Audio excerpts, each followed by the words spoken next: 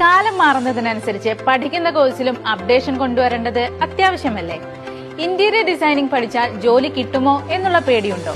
എങ്കിൽ ആ പേടിയോട് പറയാം, കടക്കുപുറത്ത്. മനസ്സിലായില്ല അല്ലേ? കണ്ണൂർ ജിടെക്കിലെ ഡിപ്ലോമ ഇൻ ഇന്റീരിയർ ഡിസൈനിങ് കോഴ്സിൽ നിങ്ങൾക്ക് 100% പ്ലേസ്മെന്റ് അസിസ്റ്റൻസും ഉണ്ട്.